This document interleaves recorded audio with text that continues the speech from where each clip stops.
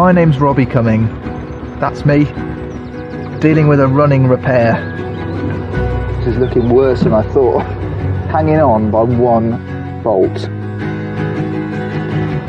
And this is my old narrowboat, the Naughty Lass.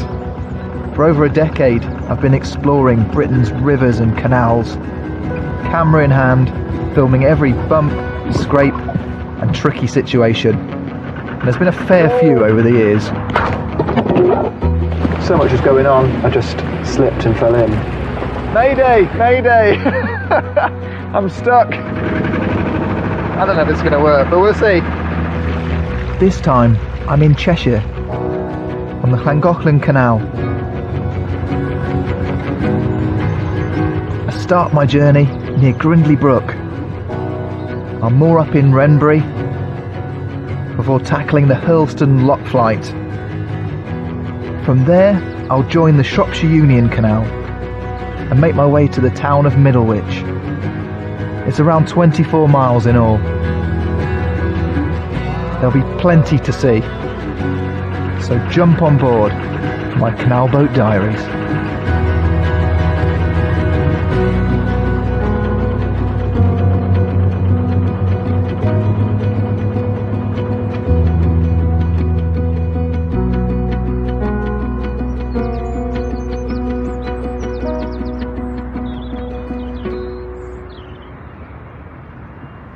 Right, I'm just about to set off on another journey.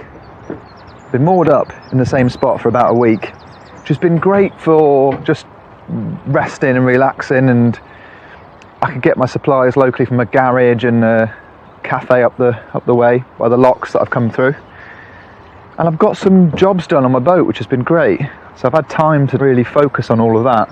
But yeah, it has been baking hot. I've had to rescue some of my plants from my roof. Some of these were getting absolutely frazzled in the sun, so I've put them in the shade for the week, and they need potting on now. They're getting a bit too big for the pots, so I'm hoping to stop at a garden centre that's right next to the canal at some point today. Now I've got the plants on the roof, I'm all loaded up and ready to set off.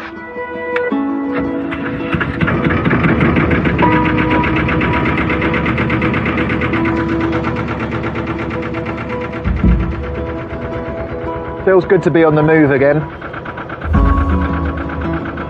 I do love to be able to spend some time moored up and just, you know, focus on various boat jobs and just take some time out. But also, when I'm on the move again, it gives you energy. Makes you feel like you're actually going somewhere in life. Quite literally.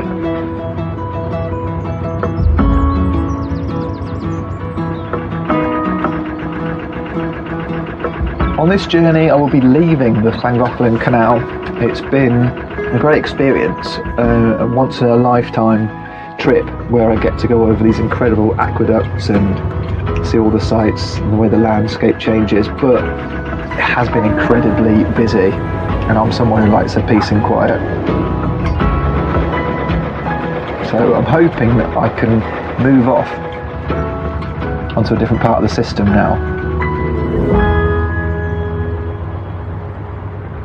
Today's destination is Wrenbury, and it's an important place in terms of canal history because it was one of the very first places where you could hire a canal boat, which relates to mine in a way because, I don't know if you remember, it used to be a hire boat when it first started its life as Northern Star. That's what it was called when it was first made.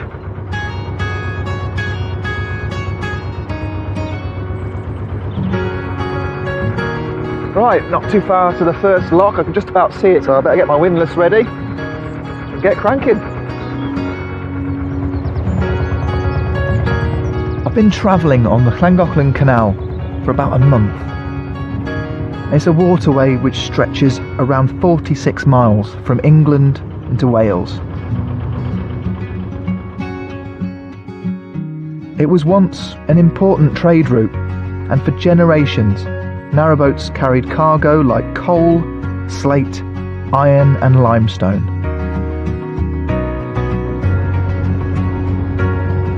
Right, this is the first lock for me today.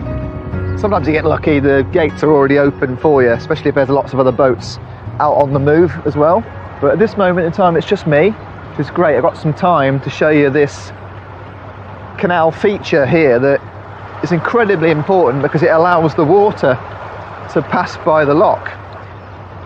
This canal is fed by a river. There's a constant flow of water, so there needs to be a way of getting around the obstacle of a lock gate. So without this, which is a bywash, and quite a beautiful example really, because it's like a flowing stream, without this it would just back up against the lock gates and overflow that way, which is not the best way of getting water from one end to the other. But I love it, just being next to fast flowing water. There's something about it.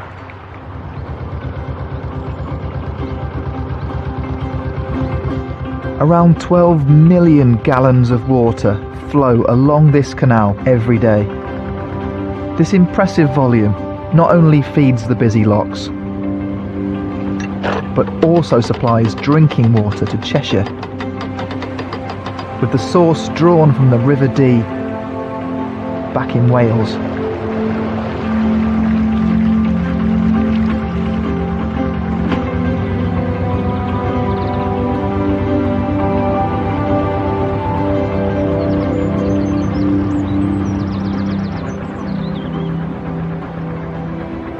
I think now is about as good a time as any to tell you about what DIY I was doing on my week off. I didn't get as far as I wanted to, but I just chose a certain part of my boat to focus on, which just so happens to be the closest part from where I'm standing now. During my week moored up, I managed to get a lot of painting done. That was my main job. I thought if I can get some of my roof painted, because it is looking very, very rusty, then I'd be happy. A lot of stages to this. First, I've got to take the paint off. Then I've got to get white spirit on there.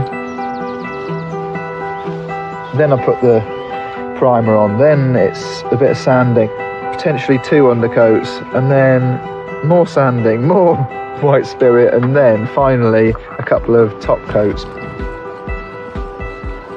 It's not an easy job. It requires a good chunk of time and the right kind of mooring as well. Yeah, I managed to get at least one part of my boat painted, so I was happy with that.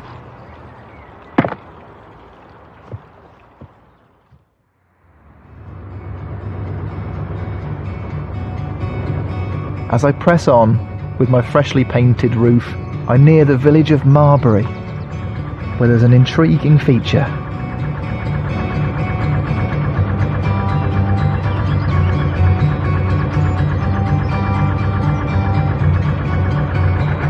Right, this is the last block of the day for me. I've got to tell you about the bridge that's next to this, because some of them actually have names. You don't often see it. I see the number for where I am here, but on my map it says it's called Church Bridge.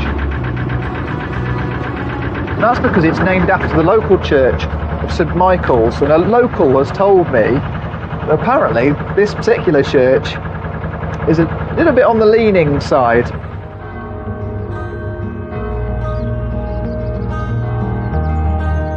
St Michael's, which dates to the 15th century, was apparently built on sandy soil,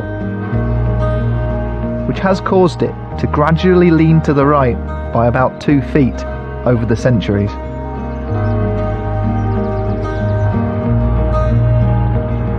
I'm not far off my mooring for tonight. Wrenbury is where I'm going to stop. I've got a couple of lift bridges to do.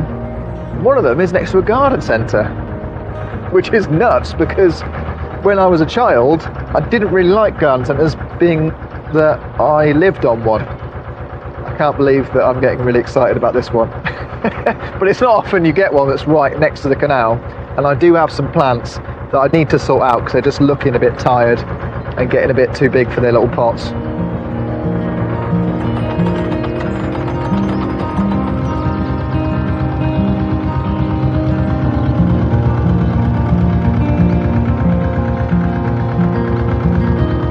It's always nice getting a helping hand with a lift bridge.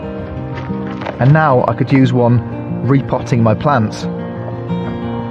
Hello there. Hi. I was just wondering, I'm a boater and I've got some plants on my roof, and I was wondering if I can come in and use this potting bench here and pop them on. Yeah, of course you can. Is that all right? Yeah, no problem at all. Do you need a wheelbarrow? Yeah, there's quite a few of them, so I'll bring them in and you can tell me what you think of them as well, if you like. Brilliant. We can get you sorted out. I'll go and get a wheelbarrow for you. Brilliant, thank you.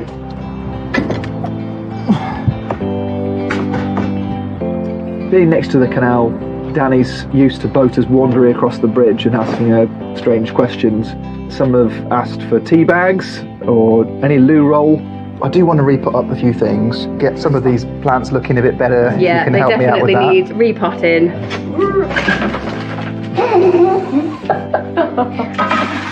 that. So I felt at least that I was asking a relevant question about her business. And yeah, I did come away with buying a plant and paying for the compost and things. So yeah, it's a great service. It looks so much better. Thank you so much. Oh, no. They just look a little bit healthier, don't they? Not perfect, but they'll last a lot longer, these plants. Yeah, that's brilliant. Thank you so much, Danny. Right, let's get these back to the boat.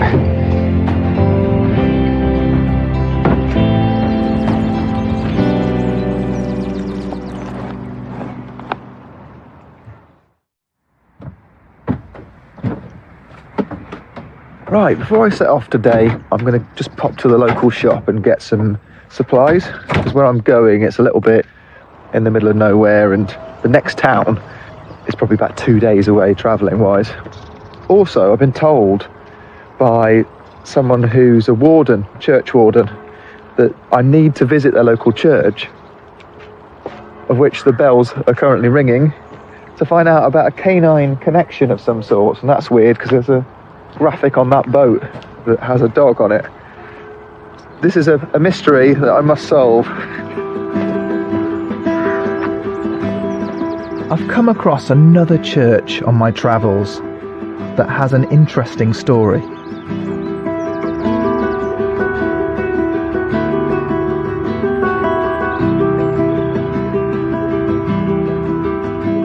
Alongside the regular pews for the congregation, inside this building, there's a special seat reserved for the village's dog whipper, the person once tasked with keeping unruly pets in line. The last man to hold the job was Thomas Vaughan. Right, this is the church that I've been told to come to. Back in the 1700s, you know, when the canals were first being built, times were different. There it is, dog whipper pew. It's right behind the door here. They would have sat right there in this little enclosure, and any dogs that got out of hand, they would have a whip and they would have a pair of tongs, some big two-handed tongs to forcibly remove the dogs with and put them outside. I don't know if this is still in use today. I imagine not. Anyway, time for me to be on my way.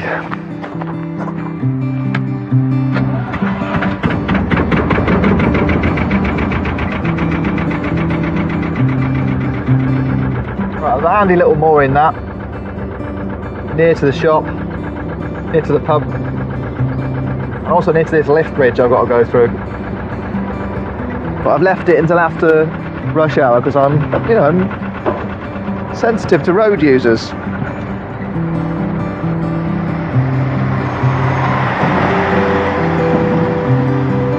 On this canal, you've not only got aqueducts and locks, you've also got lift bridges to contend with. It can create a bit of anxiety because you know what people are like on the roads. If they get in a traffic jam, it's all like beep, beep, beep, out the way, you know, and getting really angry. So you're just hoping that doesn't happen.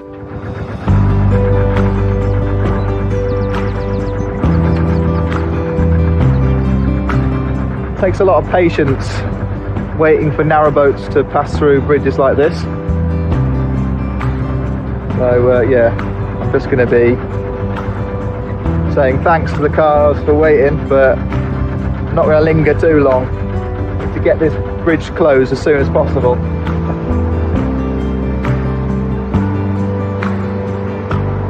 Right, that's the road back to normal, and I can carry on my journey.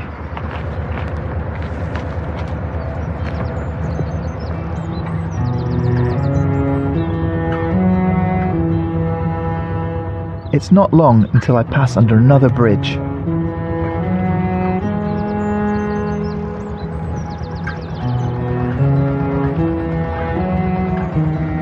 This one gets its name from a nearby country house.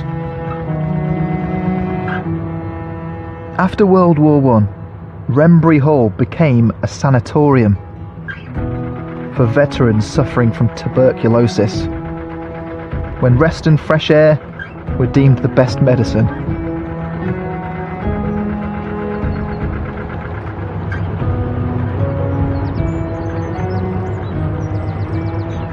Right, I'm just coming up to my next set of locks on this trip.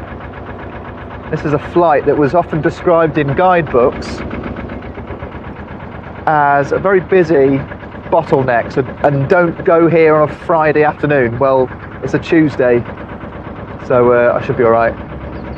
But I am quite glad to see another boat exiting the lock, because it means they can just leave the gates open and I can go straight in.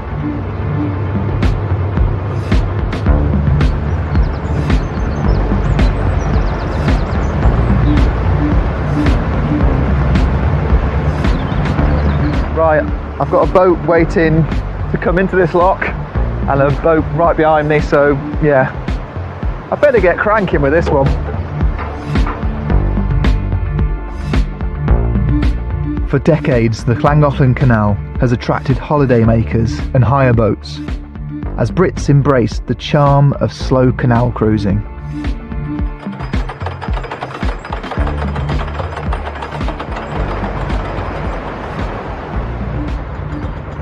I'll tell you what, the guidebooks were certainly right about this being a bottleneck, because I've come into this lock all on my own, and now suddenly there's two the other side of each gate, so yeah, everyone's waiting to get through now. It's not my fault, alright? It's not my fault. Cheers, thank you, bye!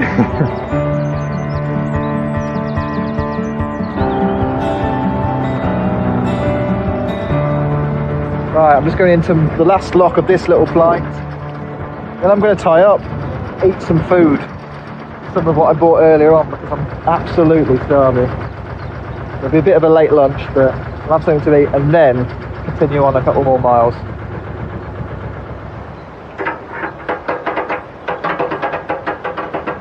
I'm travelling at the height of summer.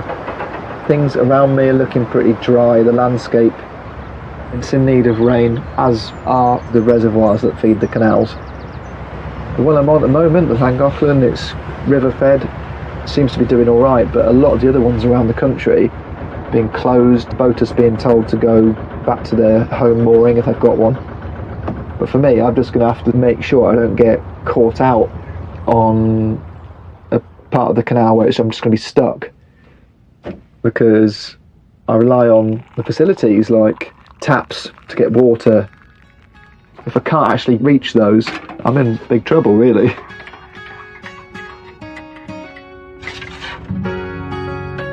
Before I get going, I'm going to make myself a bite to eat.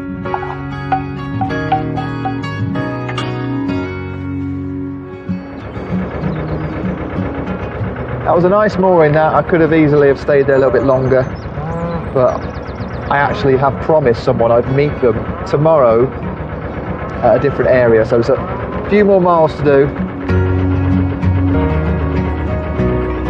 I'm fascinated by our industrial heritage, and while great canal engineers like Thomas Telford get a lot of credit, it was the workers on the ground who made it happen. Men like John Simpson, a gifted stonemason, who built many of these locks.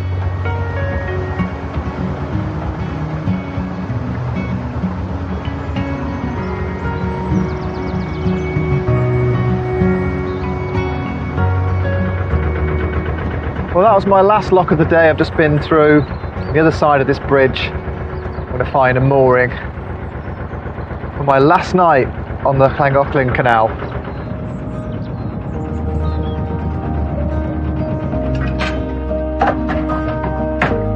Right, the day's not over until I've done my washing up, so that's what I've got to do now. Once that's done, bed. Tell you what, this one's going to have to soak. I've left it too long and the eggs have just all dried on. Just washing up, not my forte, I've got to say.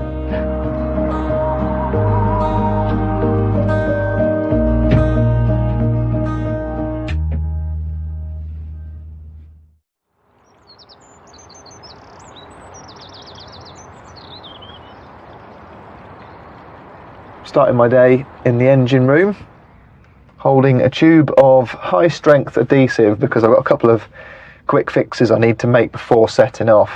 One is a new horn that I've cobbled together, but I haven't fixed it where it is. And also, what's really annoying me at the moment is this strip, this brass strip that keeps sliding around as I move the lid here of the hatch that I can get in and out of. Boat maintenance or DIY, whatever you want to call it, it's got to be done on the move sometimes.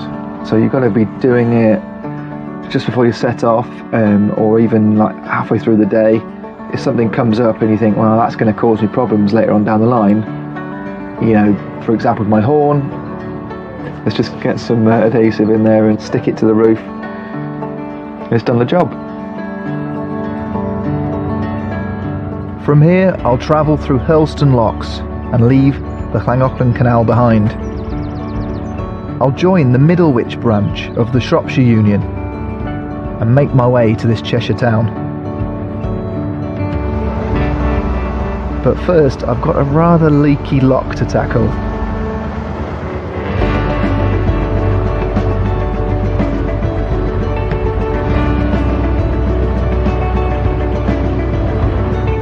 Which gives me the opportunity to try out a windlass I picked up back in Wrenbury, near that busy lift bridge.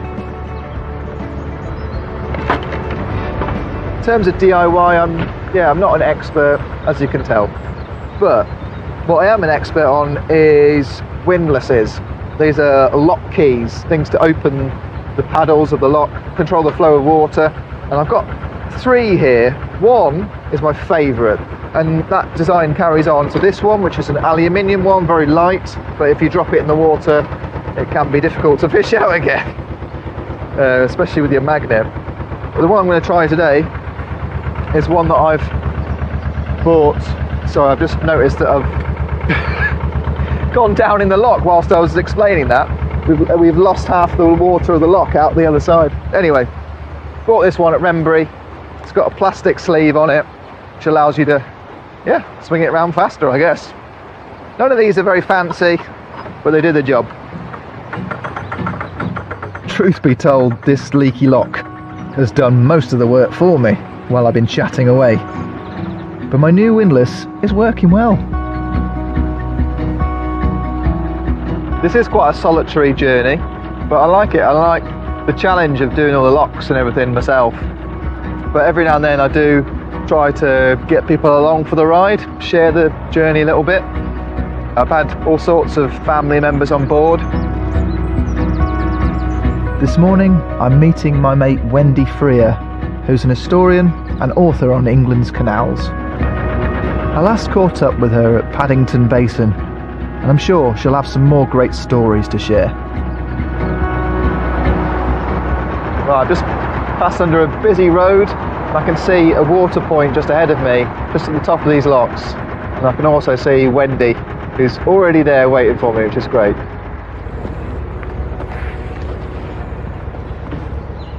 Wendy! Hello, Robbie! How are you? All right? Yeah, it's great to see you again. What have you been up to? Oh, lots of things. I've been up the old Charnwood Forest Canal. Is completely abandoned. Don't try going Not up that for one. No, don't, please.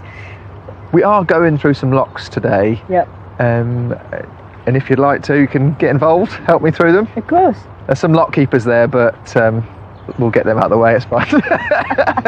All right, here we go. Wendy's mentioned a canal-side building she wants to investigate, just beyond these locks, which are my final challenge on the Llangollen Canal before I leave this waterway. Just on the left-hand side here is a weir that takes water from the canal into a reservoir, Hurlstone Reservoir. And that is used as drinking water for Cheshire. I think they filter it, so don't worry. But yeah, it's just amazing how the water from the River Dee at one end flows along the canal, then into that reservoir.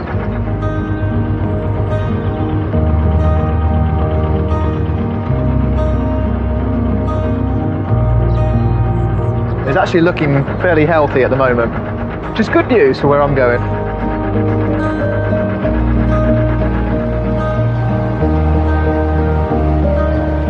Some people might see going through locks as a chore, but for me, I absolutely love the challenge of using one of these engineering marvels to change the level of the water, taking your home, moving that through a lock onto a different level, up or down, and it really does feel like a real achievement, and I just get a big kick out of it.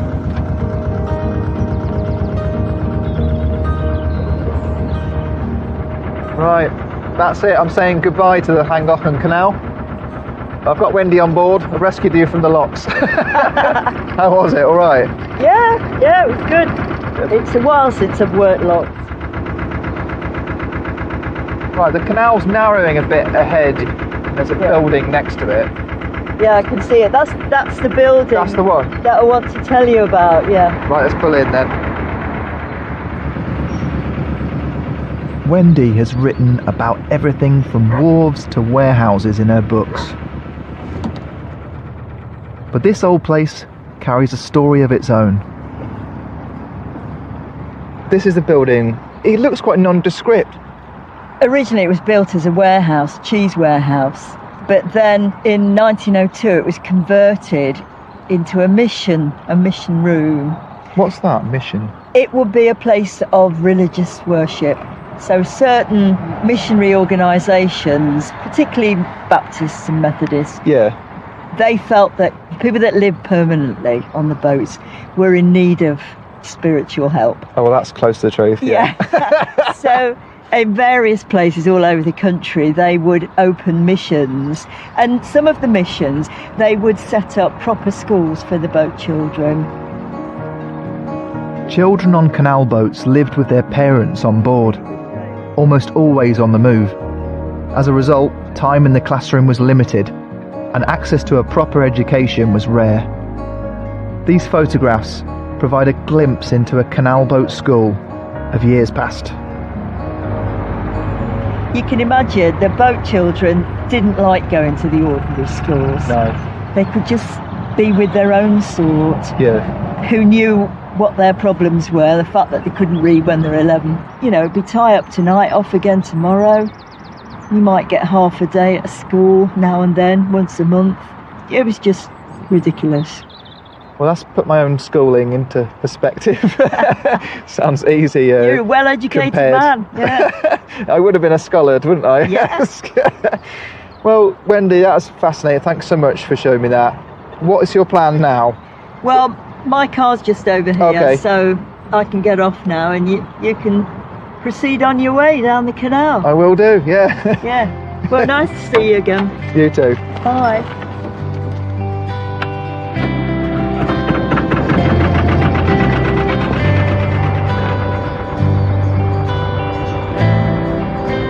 Right then, I've said goodbye to Wendy, and I'm about to now turn off the Shropshire Union main line onto the Middlewich branch of the canal. So it's a bit of a tricky turning. I'll have to beat my horn. There we go. Once for right, twice for left. And I wonder just how many people have passed by this building, had no idea what it was.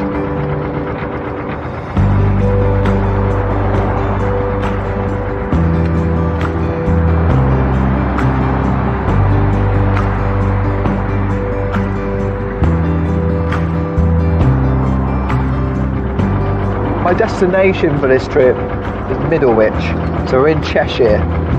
I'm turning off here to go further inland. If I'd have kept on going, I would have got to Chester. And I'm hoping after about 1.5 miles to find a mooring for tonight.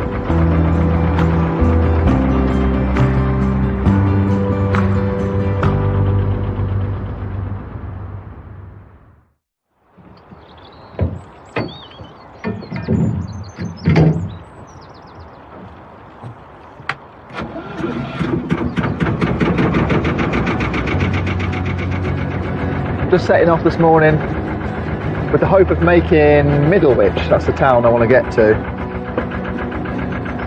I know I've got about 6 or 7 miles of the canal before I reach a junction where I've got to make a decision. Do I want to go left or right? Left would lead to places like Runcorn. Right would lead towards Derbyshire on the Trent and Mersey. I just don't know what's going to happen until I get there, because I've heard lots of reports about low water levels because of a drought that's currently happening.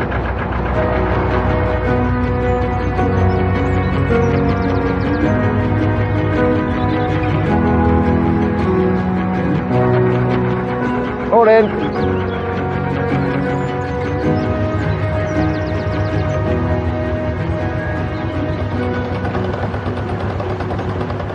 For now, there seems to be an ample supply of water around here.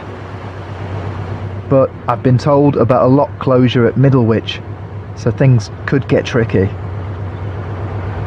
Right, I'm just leaving this lock now, but it's a lot deeper than I thought. Over 11 feet, the drop that I've just taken there. So, I understand why they've got lock keepers on now. It's not just because it's busy. Cheers, guys. See you later. Bye. Thank you.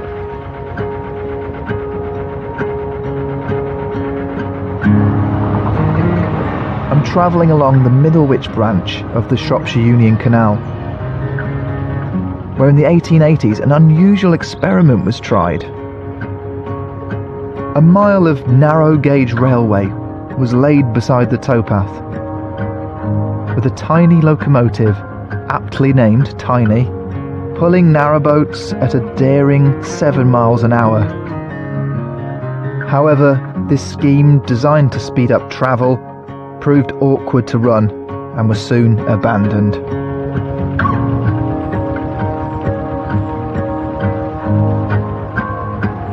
I think I've scraped up the boat a bit recently because I've just looked over the side and I've seen that I'm missing a couple of bolts on my air vent for the engine.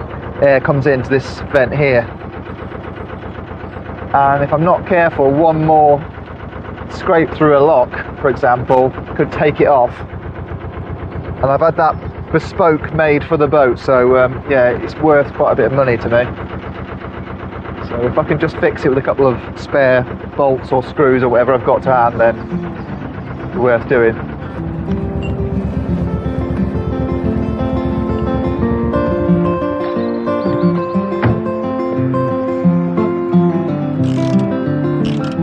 This is looking worse than I thought.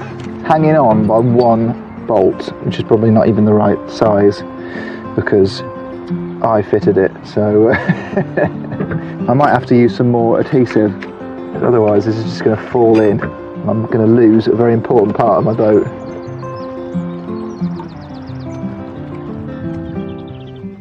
If I'm out travelling on the boat somewhere in the middle of nowhere, no one else is going to be able to fix my problem. I've got to do it. So over the years I have become a little bit more handy than I used to be, which isn't really setting the bar that high because yeah, I'm still bodging things here and there, but I'm not, you know, I'm not a professional tradesman. I'm just doing what I can with the tools I've got, you know, with the bolts and the sealant that I've got.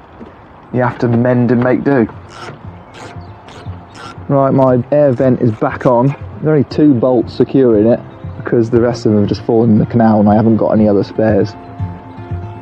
But yeah, I've just used the rest of the adhesive that I have left from my other jobs to make sure it doesn't fall off again. That's my hope anyway.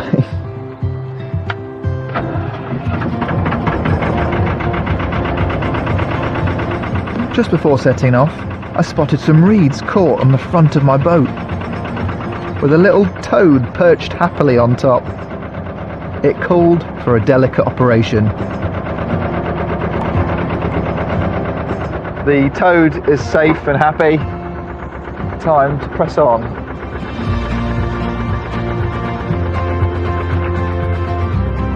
Having a boat, I've travelled to a lot of places that I don't think I would have come across. But because I'm a continuous cruiser, I have to keep moving the boat. It's part of the deal. Rather than paying for a permanent mooring, my boat licence requires me to keep on the move. It's pushed my comfort zone out, so yeah, I might get cosy in one area, but then I get to explore a new one just by having to move.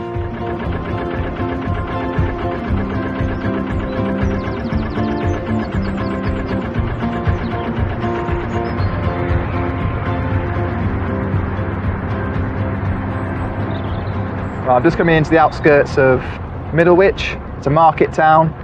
I can get all supplies here, all facilities.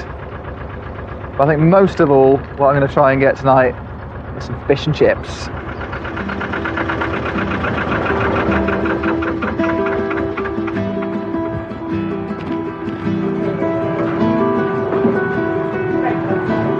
This is a pretty decent end to the day. I'm sat on a lock gate, eating my fish and chips. But I have noticed something. There's a sign on this lock that says Canal closed due to water shortages, so that's definitely chosen my route for tomorrow. I'll be going in the opposite direction, but the only thing that matters right now is what I've got right here in front of me.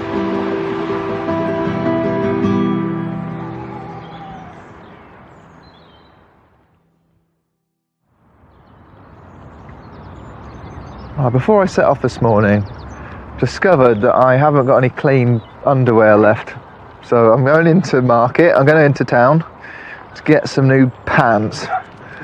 And there's no laundrette that I can see here. And there's only so much washing your own underwear in the sink one man can face. So I'm going to treat myself to a new pair or two. And yeah, then I can carry on with my journey. Quite like Middlewich. It's quite down to earth, easy to find the shops that you need. And in my case, I was trying to look for a shop that sold men's underwear. And that's quite a difficult thing to find. So I tried a charity shop. Yeah, no luck there. And I thought, well, I wonder if this discount store have clothes. They seem to have absolutely everything, and sure enough, on one of the aisles they had thermals, gloves, hats, socks and men's underpants.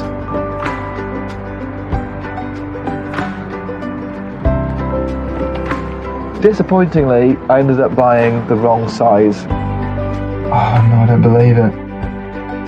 I'm too small. Just have to wear the old ones, turn them inside out, that'll be fine. Oh well, looks like I'll be washing my pants in the sink tonight after all.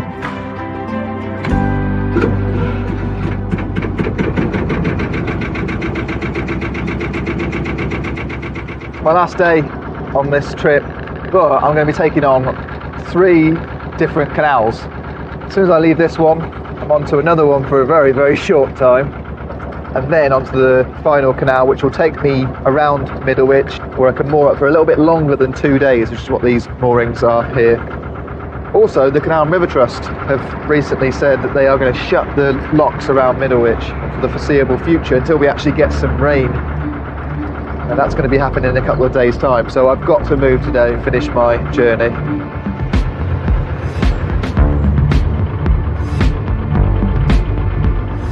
Alright, first look of the day, and I think I'm going to have to operate it all myself, which is fantastic. I'm going to have to fill it up because it looks like it's empty as well. Wardle Lock leads onto the tiny Wardle Canal, around the length of 2 tennis courts. It was built to link rival waterways and allowed the Trent and Mersey to collect tolls.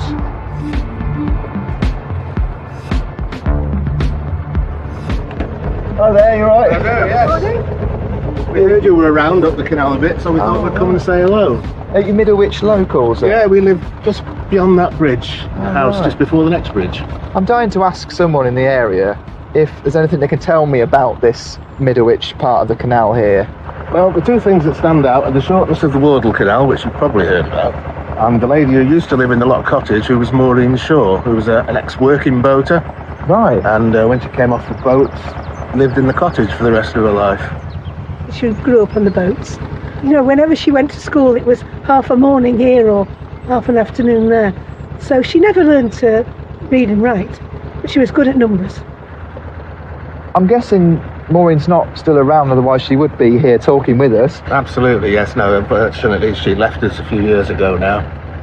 But we did give her a good boater's funeral.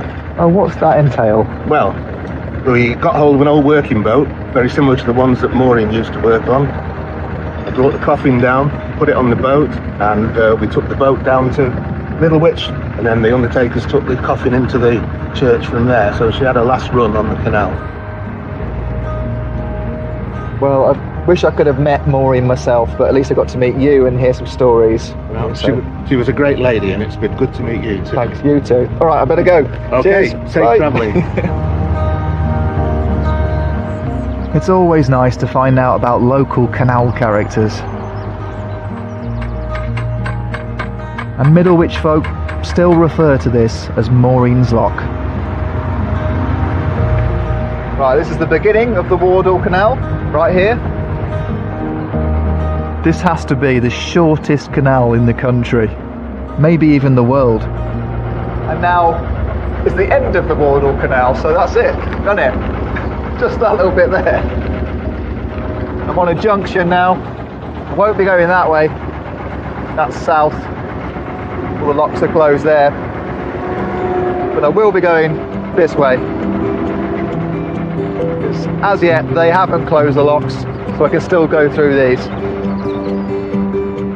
I've now joined the Trent and Mersey. That means I've been on 3 canals in one morning. That's good going.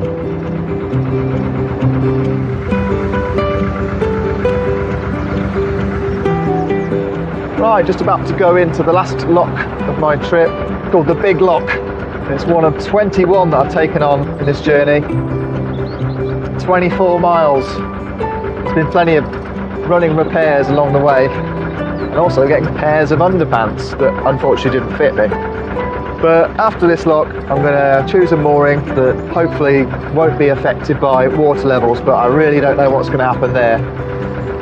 We shall see. Whatever happens, there'll hopefully be some more adventures.